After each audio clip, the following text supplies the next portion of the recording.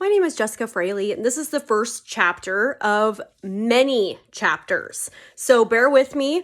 It's going to take a while because in this story, I was with this man for 9 years. 9 years of darkness and light that requires several chapters. And also, bear with me because this is a part of my life that not only was beautiful, but it was very hard. So this man has had my child for 4 years, absolutely refuses to let me see him. And I want you to have a good idea of like our entire story. What, darkness and light is. That, darkness is attracted to light and light is attracted to darkness. I'm figuring these things out about myself later on after I've done so much self-reflection over the last 4 years. I've grown as a person and I want to help others get through this. But first of all, I need to tell my story. And as you may notice, I started a page and the first video I made was me in my son's room. Mind you, this room he's never been in. I've only had this place for about a year. The one prior to that, I also had a room for him. They're rentals. So I've just been waiting patiently, and I will prove my story and the corruption of the court, but you just have to bear with me. So this chapter, like I said, is the first one, and it is called Red Flags. So during my life, I had 2 beautiful children. My son, Clay, he was 15 at the time. Alora was 7. So I had just started the divorce process with my middle child's father, which it's my daughter. And I had a place out in Chiloquin. I had been buying it. We had horses, we had animals. And I went to school with David. David is the one that has my child for the last 4 years. So we became friends on Facebook in 2009. We hadn't really talked because I was married at the time. And in 2011, I had filed for divorce to Alora's dad, and I started talking to David. Well, there was a lot of red flags. But when you are somebody that has a lot of light inside of you, you don't really see those red flags because, I don't know, I kind of like the bad boy look, He was, and I know, I sound stupid, but when you love people and you don't know how to love, you have no room to talk. Do not judge me for being with a man that was colored, the biggest red flags ever, but he painted himself to be just like me, right?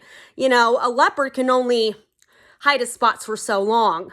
And with me, it took a long time for me to see those spots. And I'll tell you about that later.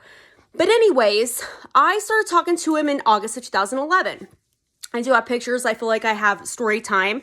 I am very fortunate that I was smart enough to save pictures throughout the years. You can call it the cloud. I used Shutterfly. It just automatically updated or uploaded everything. So with David, I didn't see anything wrong with him. He would disappear for a few days, wouldn't talk to me, anything. I didn't know that he was using drugs. At 31 years old, had never used drugs, ever. The most I did was I smoked weed at some parties when I was 18 and I didn't like it, okay? So, didn't know he was a big drug abuser. Didn't know that he also just got his kids taken away due to some abuse. I didn't know. I just saw this man with some dark edges that I thought was the man of my dreams. There's David. Mr. Adventurer just got surgery, and I was in love, absolutely in love. He lived up in Portland. I lived in Chiloquin. Everything was fine. So we started dating. I was a little bit more dedicated than him. He had a lot of darkness. Blamed his ex for everything. They had 2 boys. He just lost custody. You want to talk about a guy that has good acting? Go with a guy that's a narcissist, right? Biggest fake cry ever, and I was feeding on his heartstrings, I was like, oh my gosh, this poor guy. That girl must be psycho. I can't believe she did that to you. Totally had me played, just like he has everybody played right now with me, right? Did not know that I would be in his wife's shoes, except she got lucky. She got to keep the kids before it got too dirty, not me. You know what? Got a little smarter. Anyways, moving on. So, me and him were dating. My kids kind of liked him, you know. He was playing that card pretty well, right? He ended up living with me. And the reason why is because he lost his job as a Boilermaker up in Portland for failing a drug test. Did I ask him what he did? No, absolutely not. I could really care less. Didn't know very much about drugs or anything.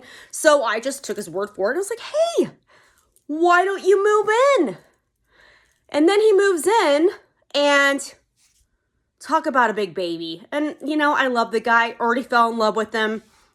Had my 2 beautiful children that kept me going. And my first encounter with him and my family and him trying to separate us was over New Year's. My dad is talking to me. I'm in tears. And then David comes launching off the porch and stands up for me. Granted, this man has had, I don't know how many, rum and cokes.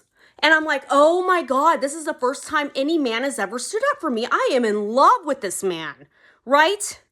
Takes over the driving, runs off the road. I have my kids. Okay, so yeah, dumb. Red flags, had nothing on my love, right? I could not see past the red. I was seeing hearts, okay? So we dated for about a year. He was growing mushrooms. He was growing weed. He was selling weed to his friends. He always had excuses. Here I am, a registered nurse, very well respected, and I have this guy that's got some dark edges that I think is kind of hot, and he's doing all this stuff on the side, right? Anyways, he ends up proposing to me.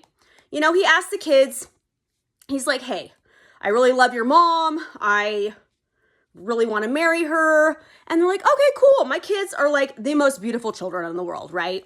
I raised my son on my own, was in an abusive relationship with him, graduated high school pregnant, which I will go into another chapter that's unrelated to this one. Just my beautiful children. But this is, me and David up on the top of McLaughlin when he, and then my daughter who's exhausted. She was 7 and climbed McLaughlin. Give her some glory here. So that's us. And just climbed McLaughlin. He's like, hey, will you marry me? And of course, I'm just like, oh God, this is the man of my dreams, right? And then, there's my son, Clay, who carried my backpack for me. Amazing child, right? He's the one who first gave me my light. Anyways, so he proposes. I'm like, absolutely, I will marry you. This guy's a risk taker. He's been skydiving. He likes the same music, which I'm a metalhead, not devil horns, whatever.